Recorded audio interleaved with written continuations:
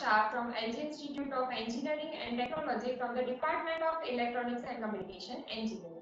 Today I am going to explain you about the DSP processor architecture and general DSP processor from the subject of digital signal processing from the unit of architecture of DSP processor and its applications. Now the first topic is von Neumann architecture. There are basically two types of architecture. The first one is von Neumann architecture and the second one is Harvard architecture. So basically if we are saying that the von Neumann architecture has the same memory for the data as well as for the instructions, and it has a single set of data or address buses between the CPU and the memory. So if we draw in the von Neumann architecture, it will look like this. In this, CPU will gives you the address for through this address bus, and it will fetching or applying the data by using this data bus. From the memory, the data will be fetched by using this CPU. So in this memory, we are using this common memory for the data as well as for the instruction.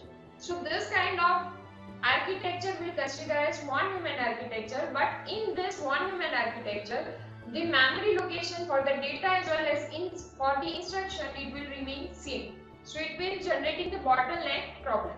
So first of all, what is bottleneck problem? If you want to fetch the address or if you want to fetch the data, so for that a particular memory location is same, and for that we have to fetch at any instant of time, we have to fetch any one data only. So it will generating only data or it will generating the address from this memory location. So it will generating the bottleneck problem. So we have to remove this problem by using the another architecture. It is considered as Harvard architecture. Now what is the basic parts of this von Neumann architecture? Von Neumann architecture has basically 5 different parts. The first one is the CPU. CPU means considered as central processing unit. In this, all the data will be centrally processed over here. Then the second part is memory. In the memory location, data and instructions will be stored.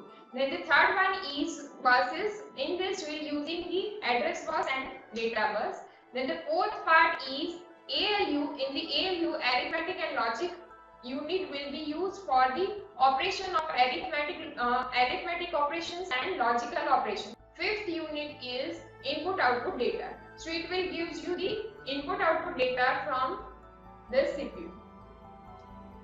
Now if we defining the advantages of von Neumann architecture, the first advantage is control unit retrieves the data and instruction in the same manner from one memory. So it will fetching the data from one memory only. So design and development of it will be simplified form, it will be cheaper and it is faster. Now the data from the input and output devices and from the memory are retrieved in the same manner. So it will be in the easy format. And the organization of memory is done by the programmer, which allows them to utilize the memory's whole capacity. So whole capacity will be utilized because in the whole memory location will storing the data as well as instructions. So it will utilize the whole memory capacity. Now there are some disadvantages of it. The first disadvantage of the von Neumann architecture is parallel implementation of program is not allowed due to the sequential instruction processing. As I told you that we have used the single memory location for the data as well as for the instruction, so we can't fetch both the things parallelly. So parallel implementation of the program cannot be allowed. Then the next disadvantage is von Neumann architecture has bottleneck problem, as I had explained you. And the third one is risk of instructions being rewritten due to the error in the program. So these are the disadvantages of the von Neumann architecture. Now the next topic is Harvard architecture. In the von Neumann architecture, there are some disadvantages. It will be removed by using the Harvard architecture. So in the Harvard architecture, basically we are using the two different memory locations for the data as well as for instruction. So we can remove the bottleneck problem in this Harvard architecture. So First point is separate memory locations for the data as well as for the instructions. Two sets of address data buses between CPU and memory. CPU can access instructions and data at the same time. It means it will gives you the parallel processing. So if we are drawing the block diagram of this Howard architecture, you can see that the data memory and the program memory will be different. So CPU will interfaces with the data memory and program memory parallelly, so we can fetch the data as well as address at the same time. So parallel processing can be done in this Howard architecture.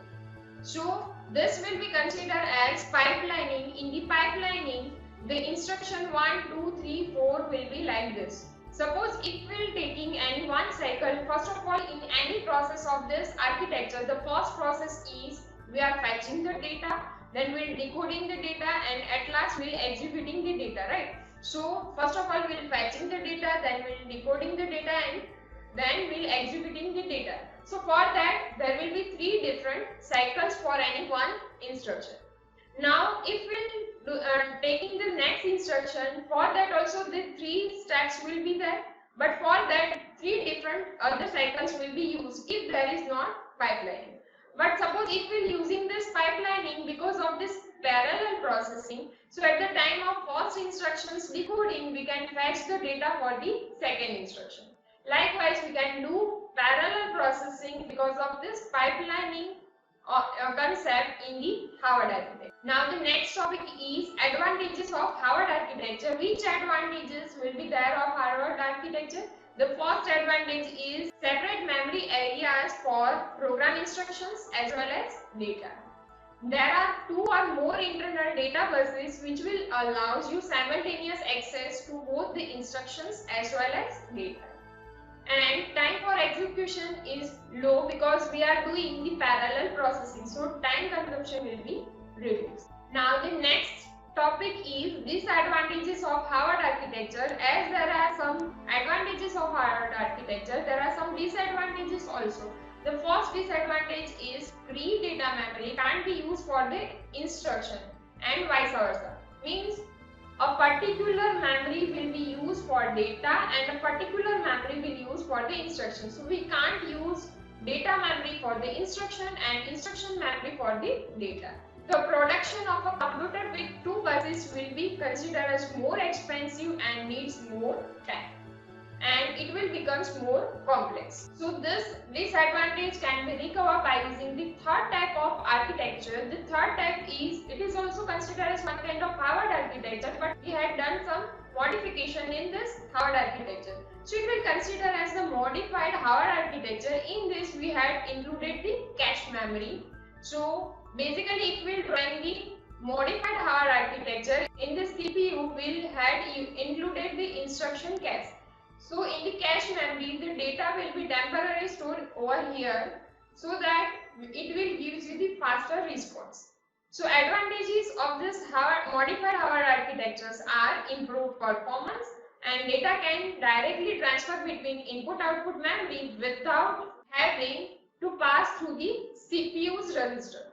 So directly it can transfer the data from the IOs to the memory without pass through this CPU. Now the next topic is block diagram of general DSP processor. The basically block diagram of this general DSP processor is based on the Howard architecture. So you can see that this one is DSP processor, this one is data memory, and that one is program memory.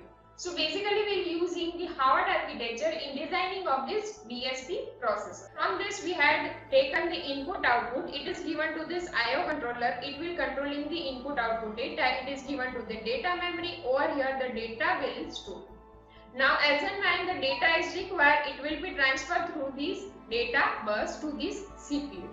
And when the address will be generated through the CPU, it will given to this data memory address bus and it will given to the program memory address bus.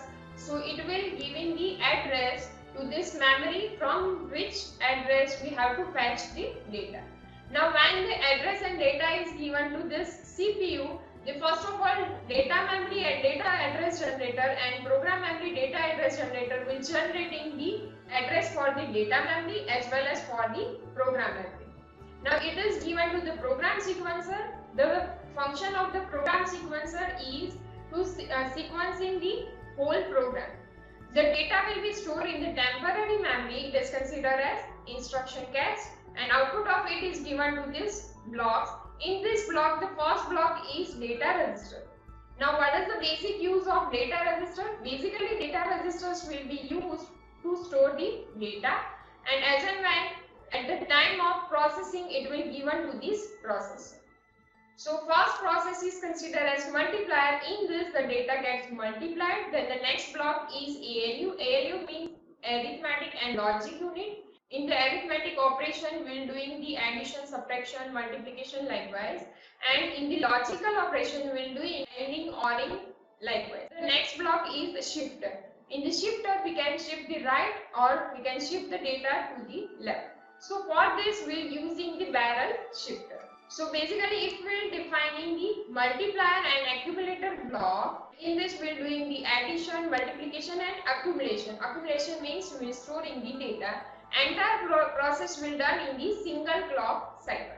Now the next block is arithmetic and logic unit. In the arithmetic and logic unit, will performing the arithmetic and logical operations. Large number of operations can be initialized using the single instruction in this block. Now the next block is data address generator. The basic function of this will be, it will keep track of the addresses of input data, coefficients stored in the data and program memory. Now the next block is barrel shifter. As I told you that in the shifter block we will using the special kind of shifter, it is considered as barrel shifter. Now what is the function of this barrel shifter? In the barrel shifter we will applying the n bit input word to this barrel shifter along with the how much we have to shift and direction of the shifting, means we have to shift right or we have to shift left. So for that we will applying the p bit shifter operator, means how many bits we have to shift. So we will shift in p bits along with the direction, means we have to shift right or we have to shift left. So this all the data is given to the barrel shifter, so it will gives you the shifted p bits output left or right side, and it will gives you the n bit output word which is shifted as our requirement. Now the types of registers in this particular block will be, first one is index register, the second one is modified register, and the third one is length and base register. And we had used the program sequencer. The function of program sequencer is to sequence out the programming of the whole process. And in the memory locations, there are basically two types of memory locations, data memory and the program memory. So basically data memory will use to store the data and program memory will use to store the instructions. So there are basically two types of memories, and the last one is input output controller. IO controller will basically used for the controlling of the fetching of the input and output. In the next session, I will explain you about the fixed and floating point processor from this BSP processor. Thank you so much.